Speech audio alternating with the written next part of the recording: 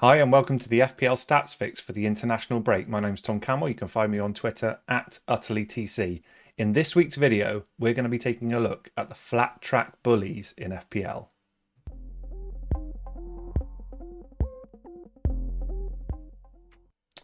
Hi everyone and welcome to the FPL Stats Fix.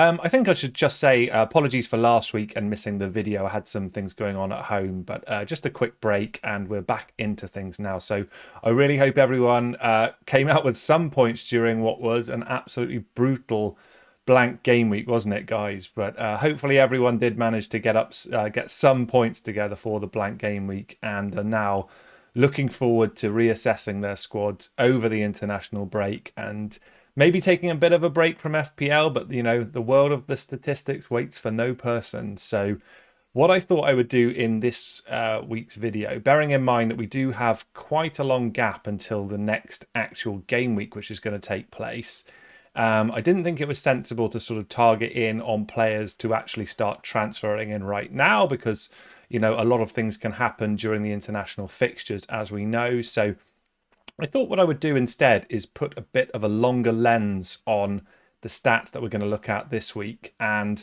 what I mean by that is I think it would be kind of interesting to take a look at which players, and I'm going to take a look at defenders, midfielders and attackers, have performed best against the weaker defences. So I'm calling that the flat track bullies. So essentially what I'm suggesting here is that in the remaining game weeks where we have opportunities to transfer in players, typically what we tend to focus on as FPL managers is the opportunity to focus at blank game weeks. Oh, sorry, double game weeks, excuse me. And whilst I do think that's, of course, very sensible to do that, I think sometimes we can lose sight of the fact that, particularly in the latter part of the latter stages of the season, we can focus in on the teams that we know have been historically bad in terms of how they've actually performed defensively. And actually, we can really look to target players and teams that are playing those weaker opponents. And that's what I'm going to try and hone in on today. So the start point would be to isolate which teams we actually mean by having weaker defences. And originally, when I was doing my prep, I applied the lens for the whole of the season. But, you know, form can actually differ quite substantially in the sort of second half of the season, bearing in mind that you have an additional transfer window in January where players have been signed, per Newcastle, for example.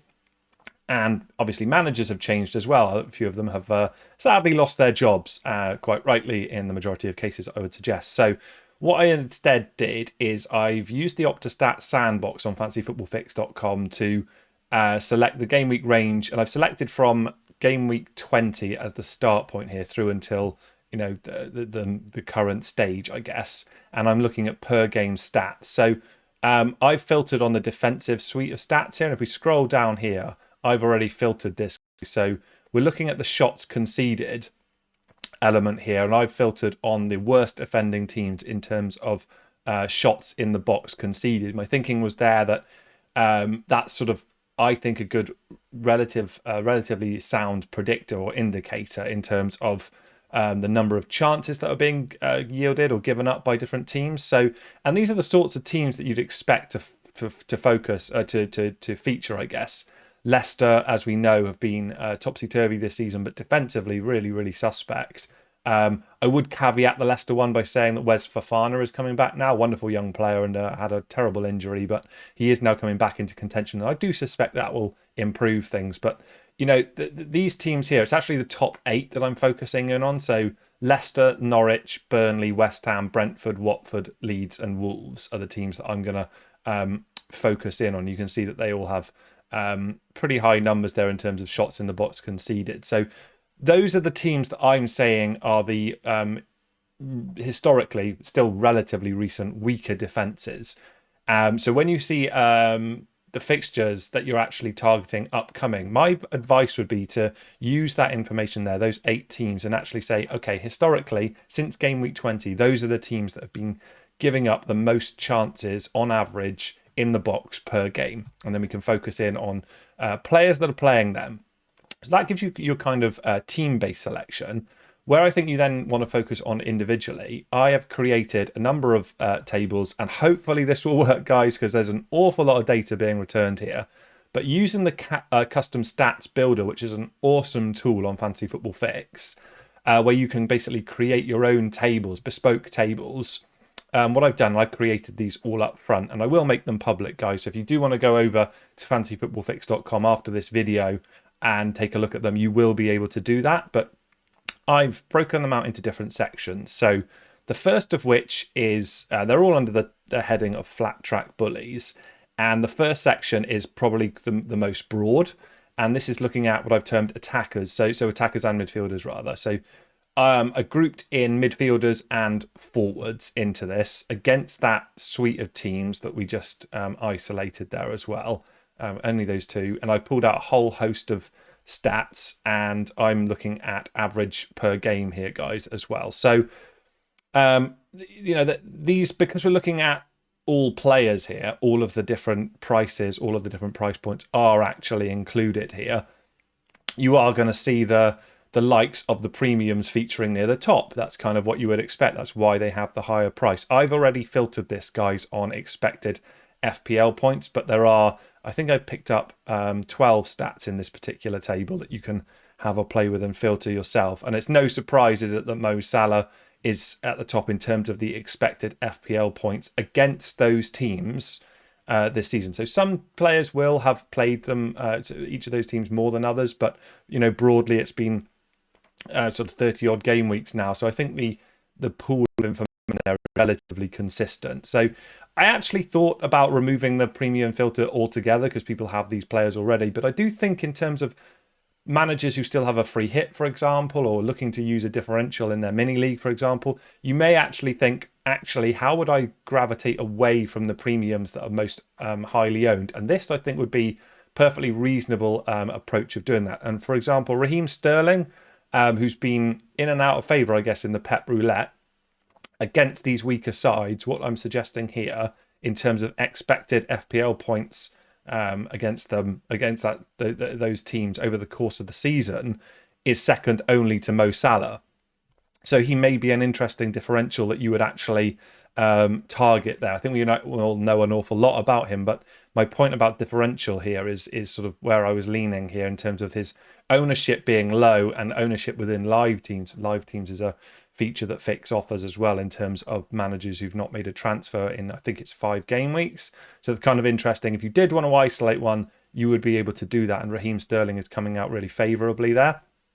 As you can see then, Sadio Mane, forever the bridesmaid, right behind Mo Salah, but he is still super highly rated there. There are some really interesting names here, guys, that you can take a look at. Ivan Toney, for example, not a player that I've been particularly excited about. Have owned him this season, but actually what this is telling me is that if and when Brentford have the opportunity, or you have an opportunity to change your forward line, and actually Brentford are playing those one of those weaker teams, you can then say with confidence that actually he's performed comparatively well against them over the course of the season. Similarly, Jarrod Bowen, hopefully he's back soon as a West Ham fan. It seems like a bit of a mystery injury. And I did just want to focus in on Luis Diaz, who's been, what a revelation he's been since signing for Liverpool. It really has hit the ground running. His ownership's already creeping up, isn't it? Bearing in mind he's a January signing and a super impressive start to his Premiership life, I guess, as a Liverpool midfielder. Really nicely priced. He has had a price rise, but up to 8.1 million. And you can see on the right-hand side of his recent statistics here, which is quite a nice feature I like on Fix as well, in terms of just sort of key metrics, really, from an attacking perspective, shots on target and attempted assists. You can see there are some nice numbers already up against that, and indeed backing up this assertion that he's performing well against weaker opposition. Burnley, Leeds and Norwich, you can see there that the shots on target and, as I say, attempted assists are all super high. And similarly for Brighton, a slightly better team in terms of my analysis, but he's still impressive there. So this table, guys, I think is useful if you're looking right across the spectrum of all attacking players, midfielders and forwards respectively. And I'm just going to scroll down so that if you're watching on the video, you can see some other names that are apparent here. A lot of them you'll be completely expecting to see.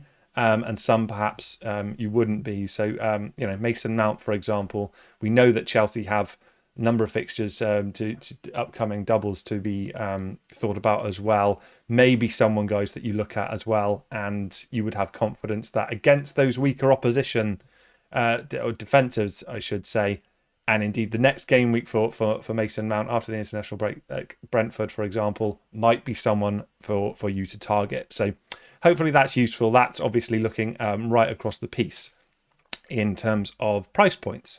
The next table that I've built out, I've called Flat Track Bullies, and in brackets there I've got budget. So it's really similar in the makeup that of the table, the composition of the table, but I've just applied a filter there to up to and including 8.5 million here, guys. So number of different statistics that you can again filter on. I've already set this up as averages per game as well, and filtered on expected FPL points. So if you are looking in that kind of mid price point to the budget players, this I think could be really interesting. Yes, I've already focused in on some of these names already, but you can start to get some other suggestions now in terms of primarily midfielders. I would suggest players that you might be of interest. Callum Wilson would be an interesting one if he does return from injury. I did see a photo of him training recently, so that may be someone that you would be interested to focus in on. Conor Gallagher, someone from earlier on in the season who was in a lot of teams, for example. What this is saying to me, and this analysis, and I found it really interesting actually to think more about the teams against which at this stage of the season you can start to think, okay, how did these players who've picked up good points return so far this season, who did they actually get the majority of their points against? It's something that I'm really going to dig deeper into during the close season, I think, as well. So Conor Gallagher, for example, pretty disappointing returns recently, but we know historically the points would have been accrued against those weaker defences. So that table there in terms of the budget midfielders or budget attacking players, I guess, so forwards and midfielders. Again, I will make that public, guys, on Fantasy Football Fix. So you just need to head over to the custom stats builder, and it will be a publicly available table called Flat Track Bullies budget. And there are loads of names for you to consider when focusing in on your squad for the upcoming game weeks. And I think it wouldn't just be for the next game week, it would be for each of the game weeks remaining in this season. There aren't that many, guys, so it's time to really focus in on using those transfers sensibly and creatively. So the last table that I've created, because obviously these are focusing in on the midfielders and attackers, I thought it would be worthwhile as well doing the same sort of analysis, but in relation to defensive players as well. Now, it's the same opponents here, obviously only defenders here. And I've changed the stats up a little bit here because my thought process was here. So first of all, I've not included a price filter because happily defensive players aren't actually priced super highly compared to their midfield and forward peers. So no price filter on here. Again, I'm using averages per game. If I scroll down here, I've actually featured on the penalty area actions because what I wanted to do within this table is try and identify which of the players against these weaker defences or teams that are giving up more chances from a defensive perspective, which defenders against those teams are actually most attacking and kind of most likely to feature in the attacking output. So, for example, I filtered here on the penalty area actions, average per game here. No surprise that Trent Alexander-Arnold is way out in front. It's miles ahead of anyone, isn't it? Over 13 penalty area actions per game. But quite quickly, you can scroll down and actually start to get a handle on. Yes, there are a lot of flagged players here, but players who do actually feature in relation to penalty area actions against the weaker. Their weaker opponents, and I did find that quite interesting as well. There are other ones that you may find interested to delve into. For example, the attempted assists, which I think I've mentioned on previous videos, guys. That is a metric or a stat that Fix includes in its sort of suite of stats that you can include in your tables.